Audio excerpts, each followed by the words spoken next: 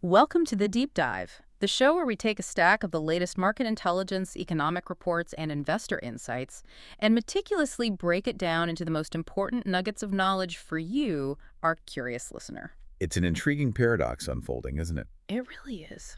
On the surface, global equities are dancing near record highs, and the volatility index, the VIX, often called the market's fear gauge, seems remarkably subdued, generally holding below 18. Yeah, it's pretty calm up top. Yet beneath this seemingly calm exterior, we're seeing professional investors actively and quite deliberately layering on protection. It's a subtle but significant divergence, hinting at deeper currents. Exactly. And that's precisely our mission today, to cut through that apparent surface calm. Right. We're here to help you understand what's truly driving the early trading action, where hidden risks might be lurking as we transition into the summer months, and crucially, how sophisticated market participants are actually bracing for potential choppiness that might not be immediately obvious. We'll be meticulously unpacking the latest economic data that just hit the wires, examining some truly unusual short-selling trends that are concentrated in, well, unexpected places. And then we'll look at how global events, even those that appear resolved, continue to shape the nuanced landscape of investor sentiment. Yeah. This dive is all about revealing the market's kind of dual narrative. You might be genuinely surprised to uncover why certain sectors, particularly in our northern neighbor, are experiencing historic levels of short interest, even as the overall market continues to make impressive gains. It's pretty striking. Or how a single number in a complex economic report can, when truly understood, tell a very complex and sometimes conflicting story about the future path of inflation and interest rates. Definitely. So, okay, let's begin to unpack this fascinating landscape.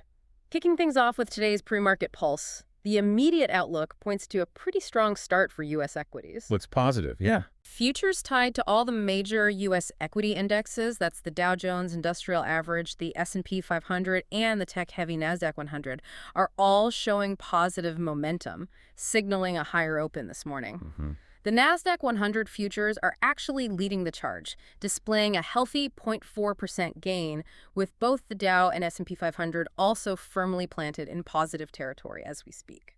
And what's truly insightful here is why this initial strength matters and what it tells us about immediate market psychology. Right, the why. It indicates that, for now, the market is digesting a flurry of morning economic releases, and there were quite a few as net risk on. Okay, so leaning positive overall.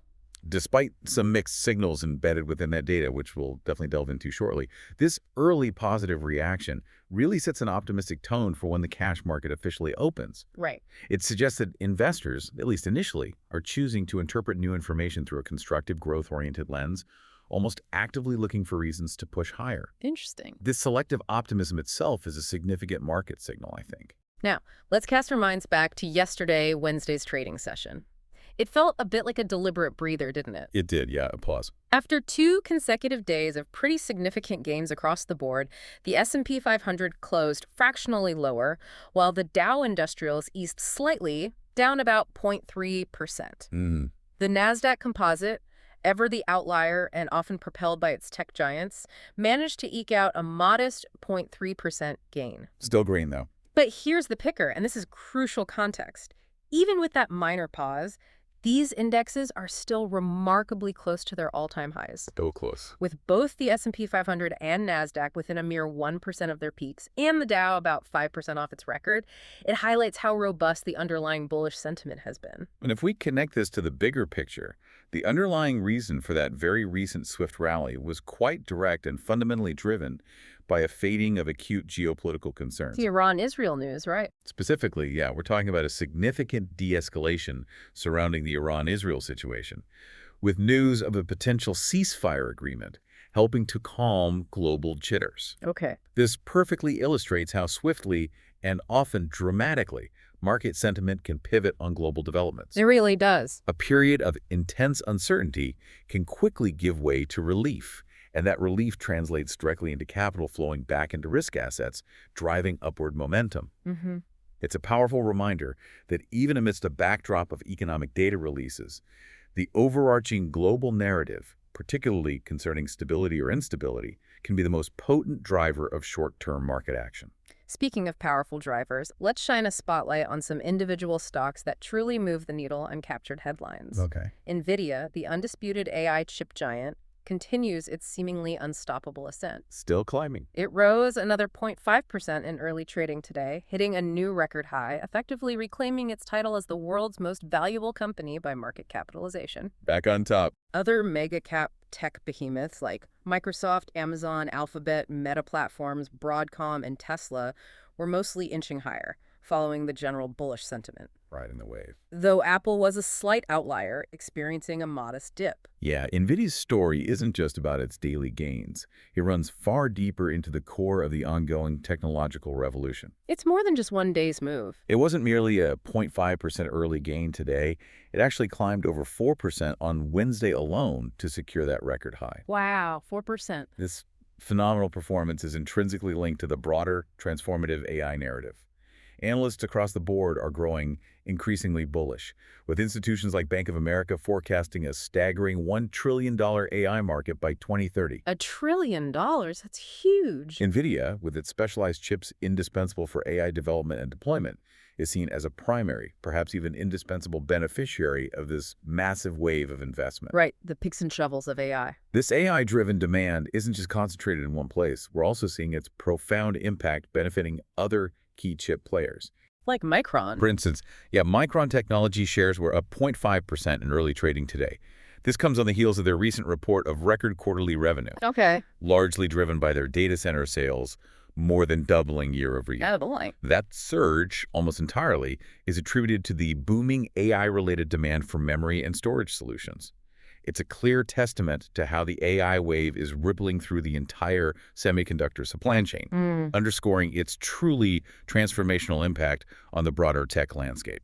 Beyond the chip sector, we had some other noteworthy movers from Wednesday's close that deserve a mention. Super Microcomputer, or SMCI, SMCI, which has become a proxy for AI infrastructure, absolutely soared nearly 9%, leading the S&P 500 advancers yesterday. Big jump. This was a significant bounce back for the company, particularly after news about a convertible note issuance had temporarily weighed on its shares. Just faking that off. This move suggests renewed investor confidence in its role in the AI build-out. And then we have Coinbase Global, Crypto-related. which jumped 3% yesterday, adding to an impressive run of 35% over the previous 4 trading days. 35%, wow. This surge was primarily boosted by a price target upgrade from a major analyst, coupled with renewed investor confidence in the crypto space as regulatory clarity slowly emerges. Interesting dynamics there. These are examples of individual stories playing out within the broader market themes. But it certainly wasn't all sunshine and record highs across the board.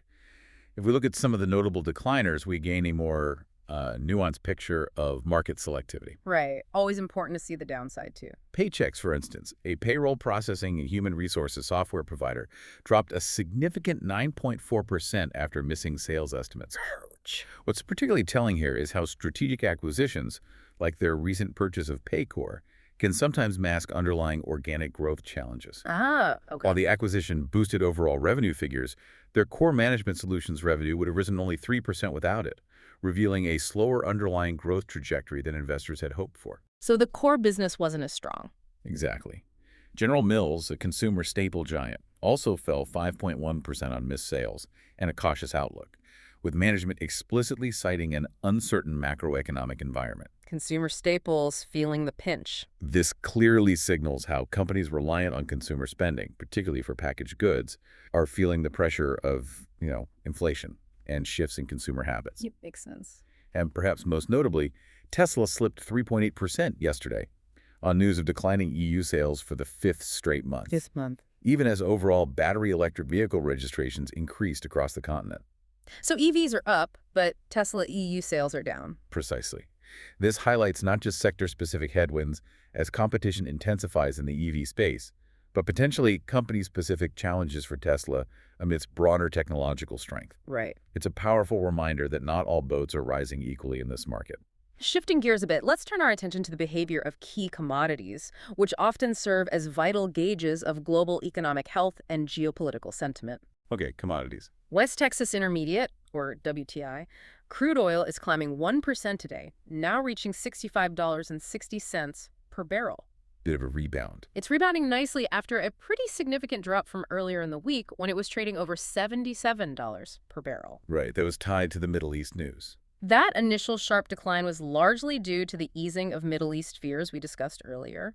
Gold futures, traditionally seen as a safe haven asset, were down slightly 0.3% this morning, Giving back some gains. after having risen earlier in the week during the height of geopolitical uncertainty. This really reinforces that direct connection to the geopolitical calming we discussed. It does. When fears of supply disruptions ease, as they did with the Iran-Israel de-escalation, oil prices typically soften as the supply risk premium dissipates. Makes sense. Conversely, safe haven assets like gold tend to lose some of their shine when global risk perception diminishes, as investors move out of defensive positions and back into riskier assets. Right. Risk on means less need for gold.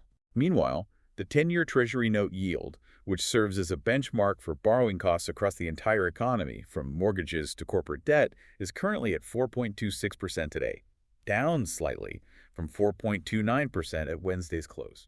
Okay, yields ticking down a bit. This slight dip in yield suggests bond investors are leaning towards a less aggressive rate hike path from the Fed, perhaps interpreting some of the incoming economic data as warranting a more cautious stance. Interesting read from the bond market. And what's particularly fascinating here is the U.S. dollar index, which is falling 0.5% to a 3-year low. Wow, 3-year low for the dollar. A weaker dollar influences global trade dynamics by making U.S. exports cheaper and imports more expensive.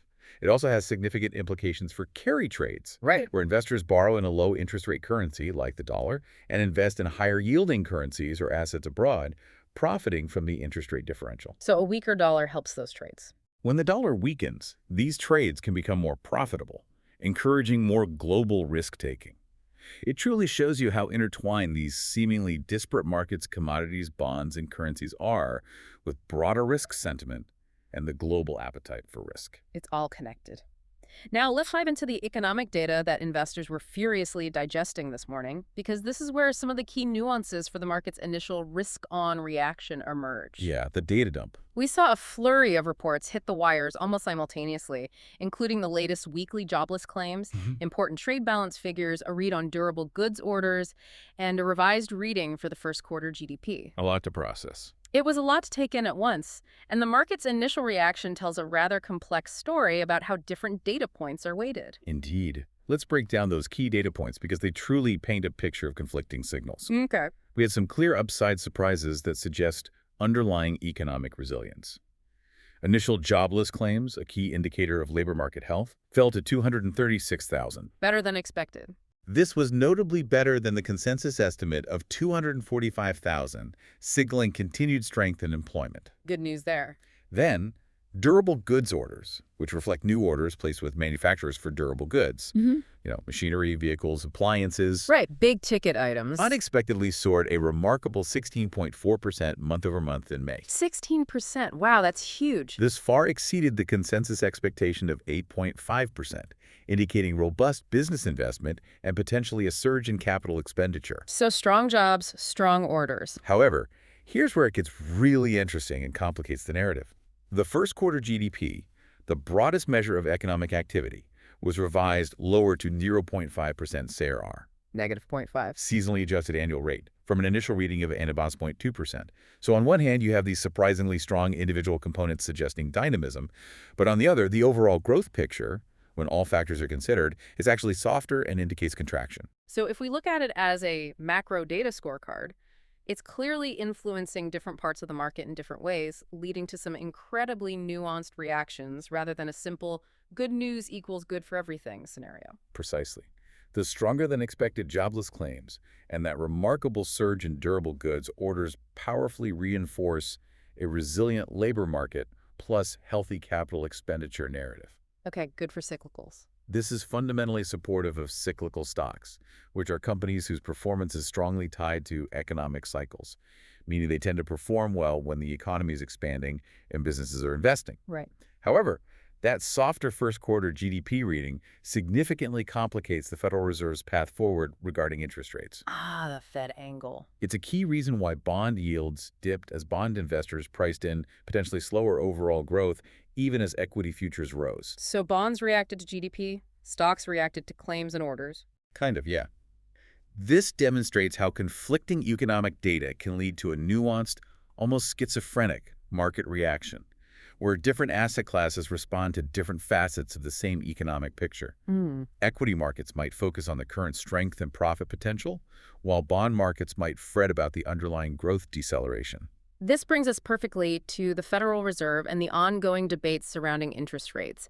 We recently heard from Fed Chair Jerome Powell during his testimony to Congress, Right, always key testimony. which is always closely scrutinized for any clues about monetary policy. What was the core message there, particularly regarding those crucial borrowing costs and the Fed's immediate intentions? What's truly critical here is Powell's steadfast reiteration that the central bank is in absolutely no hurry to cut interest rates. Holding firm. His key stated reason for this cautious stance is the Fed's need for substantially more data to fully understand how President Trump's recently implemented tariffs are affecting the broader economy. Okay, the tariff impact.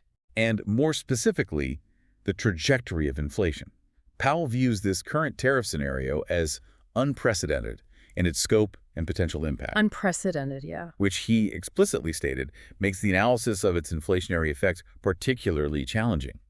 He emphasized that the effects could be short-lived, representing a one-time upward shift in prices as imported goods become more expensive, or more persistent depending on their size, their reach across the economy, and how quickly those increased costs are passed through to consumers. The uncertainty surrounding this is a major headwind for clear policy decisions. And we know there's a distinct and highly visible political tension at play here, with President Trump repeatedly and publicly demanding sharp rate cuts, Yeah, quite publicly. often suggesting the Fed is hindering economic growth, contrasted with the Fed's fierce independence, which it consistently defends. Absolutely. This political dynamic adds another layer of complexity. Powell even highlighted what he termed the psychological aspect of inflation. Oh, interesting. What did he mean?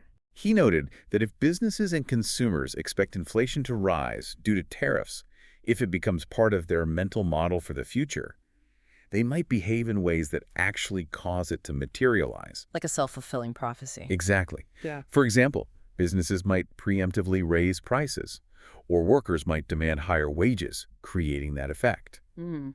He explicitly warned that, in general, tariffs are likely to push up prices and weigh on economic activity by disrupting supply chains and increasing costs for businesses and consumers alike. Right. This raises an important, almost philosophical question for you, our listener, as you navigate this environment.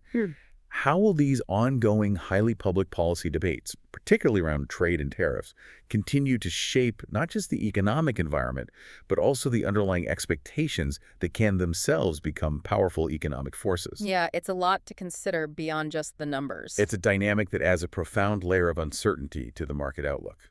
All right, let's shift our focus now to some of the deeper, less obvious undercurrents that are at play in the market. Okay, the undercurrents. We're starting with a fascinating and somewhat concerning trend emerging from our neighbors to the north. We're seeing short-selling activity on the Toronto Stock Exchange, the TSX, climbing to multi-year highs. Yeah, the TSX short story. This isn't just a quirky Canadian story. It has broader implications for how investors are viewing certain sectors. This truly is a significant development, and it speaks volumes about where professional skepticism is currently concentrated. The Canadian Investment Regulatory Organization, or CIRO, Right. which tracks these positions, reports over 1.2 billion shares sold short across all TSX-listed securities. 1.2 billion shares, that's a lot. To put that in perspective, that's roughly 15% higher than the same time last year, representing a substantial increase in bearish bets. 15% increase year over year. While this aggregate TSX short float, at about 3.6% of total shares outstanding, is indeed high by historical Canadian standards, it's worth noting it's still below the extreme peaks seen during the market dislocations of 2020. Okay, so high, but not peak 2020 high. What's particularly fascinating here is the dual nature of a crowded short book. On one hand, it can signal rising systemic caution, representing a collective professional bet against a specific market or sector. Right, a warning sign. But, crucially, it can also become tinder for a squeeze rally, a highly volatile situation where short sellers, if prices unexpectedly move higher, are forced to buy back shares to cover their positions, which in turn pushes prices even higher, creating a self-reinforcing upward spiral. So it cuts both ways. Big risk, Potential big reward if you're on the other side. Exactly. So if this much capital is betting against specific areas, which sectors are most affected by this surge in short interest? We're seeing financials, pipelines, and telcos dominating the most shorted table, Traditionally stable sectors. which are traditionally stable, income-generating sectors in Canada.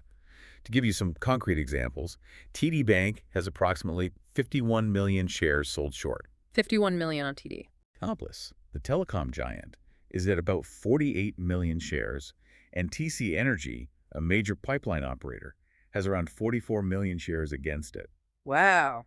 These aren't small, obscure companies. These are heavyweights in the Canadian economy. So why are they being targeted? What are the catalysts? The catalysts behind this surge in short interest are, as you noted, multifaceted and reflect a sophisticated analysis of Canadian market specificities.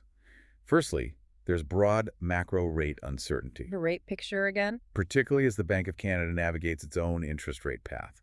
Investors are wrestling with whether the BOC will cut rates sooner or later than the U.S. Federal Reserve, which impacts the profitability of financial institutions. Right, bank margins.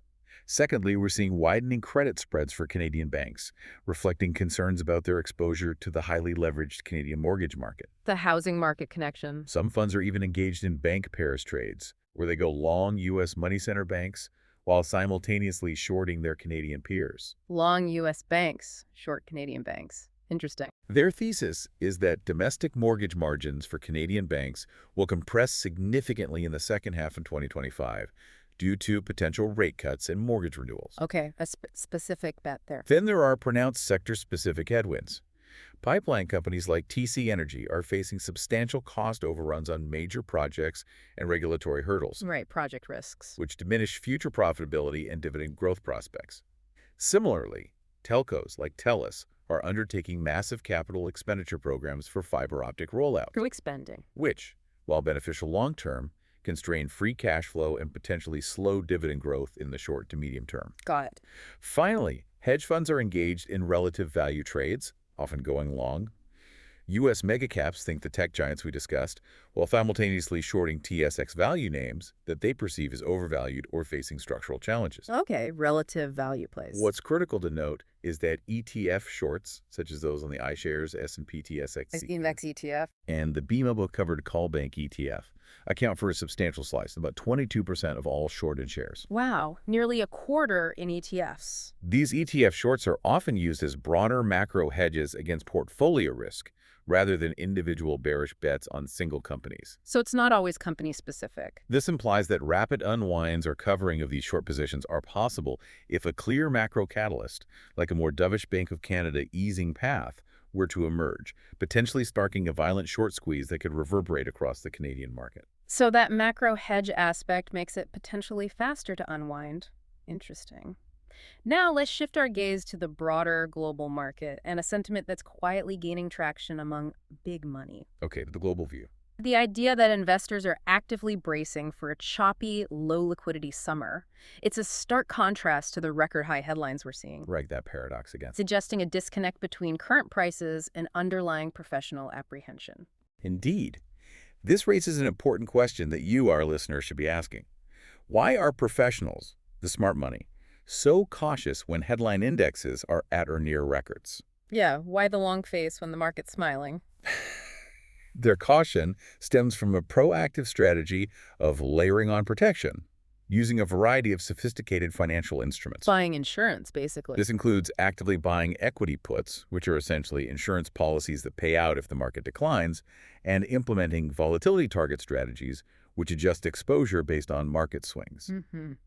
This widespread hedging is largely a defensive posture, taken specifically in case last August's market swoon, a period of unexpected downside volatility, repeats itself. Ah, the memory of last August. That memory clearly lingers for many institutional investors. We've seen prominent figures like HSBC's CIO, Xavier Berretin, publicly stating he's actively buying puts, Okay. and Goldman Sachs' multi-asset team explicitly advising clients to load up on protection via volatility and trend-following overlays. So it's quite deliberate. It's a clear and widespread signal of underlying apprehension, despite the current calm. And it seems there's a crowded summer catalyst calendar looming, which could certainly provide the sparks for some of that anticipated choppiness. Absolutely. Specific dates to watch. These are just vague concerns, but specific dates and events that could trigger market reactions. Absolutely. Let's look at some of these potential triggers that are keeping strategists on edge. First, and perhaps most immediately, there's the July 9 US-EU tariff deal deadline. Okay, July 9th. A failure to seal this accord by that date would automatically trigger a hike in levies on a range of goods, including crucial autos and green tech components. That could hit hard. This would hit EU exporters hard, but it would also significantly impact the S&P 500 industrial supply chain, which relies heavily on these cross-border trade relationships. Right. Supply chains again. Options on the S&P 500 already imply a 1.5-point VIX futures premium covering this specific window. Okay, what does that mean exactly? To put that simply, it means the price of future volatility, covering that period, is noticeably higher than the current VIX, signaling a classic event risk posture, where traders are pricing in potential turbulence around a known event. So the options market sees the risk there. Definitely. Yeah. Second, there's Congress's rush to pass President Trump's proposed One Big Beautiful Bill. Ah, yes, that bit. This proposed act could add trillions to the already massive U.S. national debt load, which currently sits at a staggering $36.2 trillion. Trillions more on top of 36 trillion. A late summer debt ceiling skirmish, or even just the specter of ballooning debt, could reignite rate volatility in the bond markets and potentially push the dollar higher, completely countering the current weak dollar consensus that we just discussed. Right, reversing that dollar trend. And of course, despite the recent de-escalation, there are always lingering Israel-Iran ceasefire risks that could quickly reignite, reminding us of the persistent fragility of geopolitical stability. Always a background risk. What's truly interesting is the current state of volatility itself. The VIX, the market's fear gauge, is hovering below 18, which seems relatively calm and reassuring on the surface. It's calm, yeah. Yet our sources tell us that skew and front-month futures trade rich. How do we reconcile that apparent contradiction between a calm VIX and these richer readings? It sounds like the market is saying two different things at once. That's where the nuance and indeed the hidden warning lies. Yeah. While cheap realized volatility one tempts trend followers to stay long, meaning the actual historical volatility over recent periods has been low, enticing some investors to remain heavily invested. Okay, low past volatility encourages buying. The fact that skew and front-month futures trade rich tells a different story. Skew refers to the phenomenon where out-of-the-money put options, The downside protection? which profit from a market decline, are unusually expensive compared to out-of-the-money call options, which profit from a market rise. Got it. Puts are expensive relative to calls. When this tail of the options distribution is richer, it means professionals are paying a premium, specifically because they're worried about fat tail moves, those large, unexpected, and infrequent shifts that can cause significant sudden market disruption. Preparing for the big, unexpected drop. Think of it like buying very expensive catastrophe insurance for a rare but potentially devastating event. It's a reflection of deep-seated caution. Okay, that makes sense. And then there's what we're calling the joker in the deck, oil. Ah, oil volatility. Crude prices whipsawed from $81 to $63, then back to the 70s during June, experiencing extreme volatility. Its own volatility index, OVX, is sitting near a 3-year high. OVX near a 3-year high. That's significant. An unexpected oil spike, perhaps due to renewed geopolitical tensions or supply shocks, could blow up the current weak dollar consensus as investors rush into the dollar as a safe haven Right. and trigger what are called risk parity books. These are massive investment funds that aim to balance their risk across different asset types, stocks, bonds, commodities, based on their perceived volatility. Okay, risk parity funds. A sharp, unexpected move in oil could throw that delicate balance out of whack, forcing these funds to sell other assets like stocks or bonds to rebalance, which can amplify market swings globally. So oil is a potential trigger for broader selling. It absolutely could be. And there's an even more concerning feedback loop at play with certain funds, isn't there? We're talking about something called algo vol control funds. Yes, the vol controls. Estimated by UBS to manage a staggering $700 billion. These funds mechanically sell when the VIX, the market's fear gauge, pops, potentially accelerating any market decline. This is where it gets really interesting and indeed a little bit concerning, because these systematic strategies can significantly amplify market swings during periods of stress. Amplifying the moves. Algo-vol control funds are automated investment strategies that dynamically adjust their equity exposure based on the level of market volatility. When volatility is low, they tend to increase their exposure to stocks. Okay, low vol, more stock buying. However, when the VIX pops, meaning market volatility suddenly rises, these algorithms are programmed to mechanically reduce their equity exposure by selling stocks. High vol, forced selling.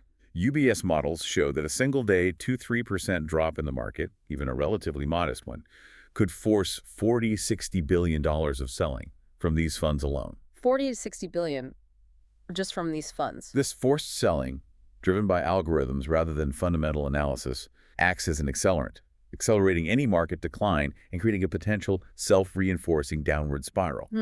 A dangerous loop. This dynamic was a significant factor cited in the swift August 2024 flash sell-off, highlighting how these large systematic strategies can introduce a layer of systemic risk, magnifying market movements in both directions if not carefully managed. Right. It's a powerful example of how market structure itself can influence outcomes. Let's briefly pivot now to the housing market, which is always a critical component of the broader economic picture. Okay, housing check. We've seen mortgage rates dip modestly this week, offering a glimmer of relief, even if small, for prospective homebuyers. That's right.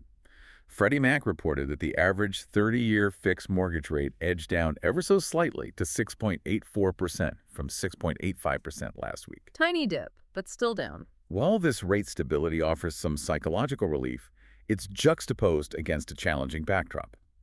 U.S. home listing prices have actually hit an all-time high. All-time high prices, still. According to data from Redfin, the total value of homes in the country jumped a remarkable 20.3% year-over-year to a record $698 billion. 20% jump in total value. Wow. This surge in total value, despite high rates, is largely due to a unique standoff in the market. Increased inventory of homes for sale is finally meeting waning demand from buyers who are struggling with affordability. So more houses, but fewer buyers who can afford them. Essentially, yeah. More homes are coming onto the market, but fewer buyers are able or willing to purchase them at current price levels and borrowing costs. And that standoff is precisely what creates the current affordability challenges that buyers are facing. Exactly. It's a multi-pronged problem. Buyers are struggling not just with those high listing prices and elevated mortgage rates, but also with rapidly rising insurance costs, especially in certain regions. Insurance is a big one now. And stubbornly high property taxes. All of these factors combined are making home ownership a tough nut to crack for many prospective buyers. This truly is a critical transition phase for the housing market. With more homes now sitting unsold on the market as the number of sellers outpaces the number of active buyers. Right, inventory piling up a bit. Experts are increasingly suggesting that sellers may be forced to adjust their pricing expectations downward. Sellers might have to budge. This potential adjustment, where sellers become more realistic about market conditions, could open the door for more buyers if borrowing costs either stabilize at current levels or, more significantly, decline further later in the year. Okay, a potential shift towards buyers. It's a slow shift, certainly not a crash, but one that could gradually reshape the dynamics of the housing market in the months ahead, moving from a seller's stronghold to a more balanced or even slightly buyer-friendly environment. Okay, something to watch closely then. So what does all of this mean for you as you navigate these complex market currents?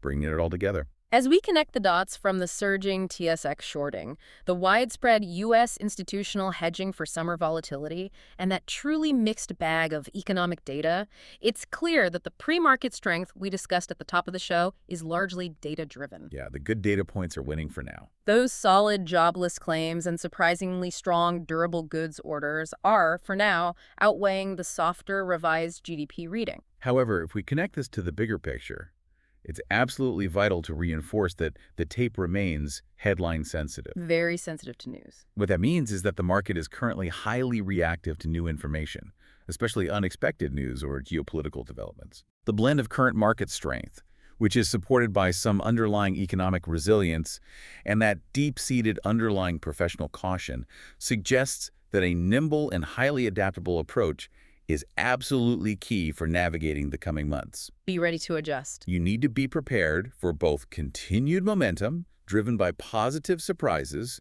and the potential for sudden, sharp shifts that could be triggered by any of those catalysts we've discussed. To help you stay on top of things and potentially calibrate your own approach, we've put together a sort of DIY dashboard with key indicators to monitor. Things to watch, yeah. These are all based directly on our source material and provide concrete signals for you to track. Firstly, keep a very close eye on the VIX spot price. This is the real-time measure of market volatility. The VIX itself. A sustained move above 20, or a situation where the one-month VIX futures premium is 3 points or more over the spot. VIX would be a strong signal that volatility-controlled deleveraging is imminent. Okay, VIX above 20 or that 3-point premium, that's the trigger. Remember, those are the systematic strategies that will mechanically sell equities, amplifying any downturn.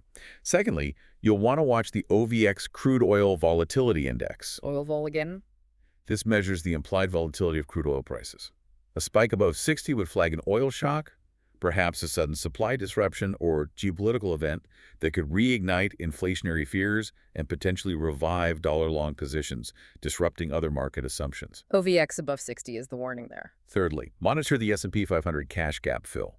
Specifically, if the S&P 500 closes above yesterday's high of 6,092, 6092. it suggests momentum is extending and the rally has legs. If it fails to do so and pulls back, it could signal a loss of upward thrust and a potential near-term correction. Okay, a key technical level to watch. Fourth, the Treasury 10-year yield is critical as a bellwether for interest rate expectations and economic growth. Always watch the 10-year. Pay very close attention to its movement relative to the 4.21% pivot point. A sustained break below 4.12% could signal increasing growth fears among bond investors, Below 4.12, growth fears. potentially prompting the Fed to consider rate cuts sooner. Conversely, a rebound above 4.25% might suggest that the reflation trade, the belief that economic growth and inflation will accelerate, is back on, potentially pushing rates higher. Above 4.25, reflation back on. Got it. What about for Canada watchers? For those of you specifically tracking Canadian markets, or if you have exposure to Canadian assets, regularly check the CIRO short position file. The official short data. This is a free, publicly accessible resource released by the Canadian Investment Regulatory Organization on the 15th and at month end. It will show you if that significant TSX short buildup we discussed is accelerating even further, or if it might be peaking, signaling a potential reversal. Keep track of that short interest trend. Finally, for anyone with a vested interest in Canadian monetary policy or its impact, keep a close eye on Bank of Canada rate cut odds. BC expectations. For those in Canada or watching Canadian assets, a dovish surprise from the Bay or Sea, for instance. A rate cut that comes sooner or is larger than expected could spark rapid covering in those heavily shorted, high-yield equities, given the massive short interest we discussed. Right, a dovish Bay or C could trigger a squeeze. This could lead to a very swift upward move in Canadian financials and telcos. Now, while this is absolutely not investment advice, our sources also provide some tactical ideas that professional investors are considering for different market positions. Some potential strategies, yeah. We'll frame these as considerations for your own approach, highlighting the purpose and rationale behind these strategies in a digestible way. Indeed. Firstly, if you're currently long-risk assets, meaning you hold stocks or other growth-oriented investments, consider the concept of rolling up your stop losses before that July 9 tariff deadline and certainly before the traditional August vacation season, Lock in some gains, manage risk. which often brings lower liquidity. This is a risk management technique. You might also explore the concept of financing downside puts by overriding near-term out-of-the-money calls. Okay, using calls to pay for puts. This strategy essentially involves buying longer-term insurance against a market decline puts while selling shorter-term lottery tickets on the market's upside calls. This helps to offset the cost of that protection, especially with that elevated VIX skew we discussed, Right, because the puts are expensive. where downside protection is comparatively more expensive. Yeah. And importantly, keep some cash ready. The idea here is to buy any August flush, meaning a potential sharp but temporary market dip in high-quality names that you've always liked at potentially more attractive prices. Keep some powder dry for opportunities. Exactly. And what about if you're actively looking for hedges or trying to generate alpha that's market-beating returns, particularly in this environment? For hedges or alpha generation, you could consider what are called calendar put spreads on the S&P 500. Calendar spreads, how do those work? This involves buying a put option with a further out expiration date, say August, and simultaneously selling a put option with a closer expiration date, say July, at the same strike price. Buy August, sell July puts. The goal here is to isolate and profit from a potential post-event volatility jump, anticipating that short-term volatility will rise and then fall, making the long-dated option relatively more valuable. Playing the volatility curve shape. For TSX traders, given the potential for violent short squeezes we discussed due to that crowded short book, small call spread flyers on heavily shorted banks or pipelines could offer convex upside. Call spreads on the shorted Canadian names. This involves buying a call at one strike price and selling a call at a higher strike price. If a short squeeze materializes, this could provide significant but defined upside without exposing you to unlimited risk. Defined risk, potential high reward if the squeeze happens. Exactly. What if someone is contemplating initiating a new short position, especially on the TSX, given those intriguing trends there? What's the strategic thought process? If considering a new short on the TSX, the key is extreme selectivity and meticulous risk management. Be very careful. Focus on names where the cost of borrowing the shares to short is still low, which indicates less existing short interest and less risk of a squeeze, and where the fundamental bearish thesis has a clear, identifiable catalyst, Need a clear reason and low borrow cost. such as specific regulatory issues or clear deterioration in earnings prospects. What? However, it's absolutely crucial to size your positions modestly. Keep positions small. As we mentioned, Canadian equities, particularly those with lower trading volumes compared to their U.S. peers, can move violently on relatively low volumes, so tight risk management is paramount. Right, low volume means big swings potentially. Absolutely. Any alternative hedging strategies for broader market protection that are perhaps less involved with complex options? Absolutely. For alternative hedges, you could consider inverse or leveraged ETFs, such as HIX or HXD for the TSX. Inverse ETFs. These offer a way to gain exposure to market downside without the complexities or borrow fee risks associated with direct shorting. However, it's vital to be mindful of their decay over time if held for more than 1 or 2 weeks, Careful with holding them long term. as their daily rebalancing can erode value. Another defined risk play for a broad market pullback would be long put spreads on XIU, the iShares S&P TSX 60 ETF.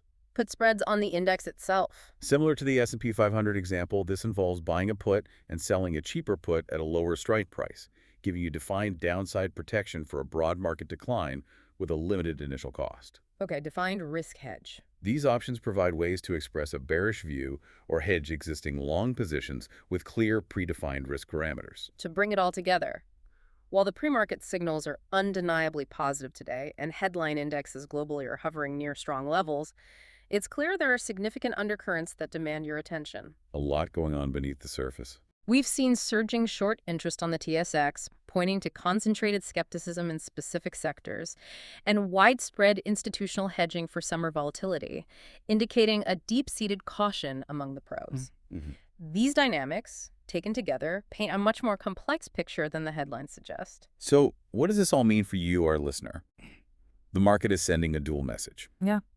There's confidence in the near term, often driven by robust data and the fading of immediate fears. Confidence and caution coexist.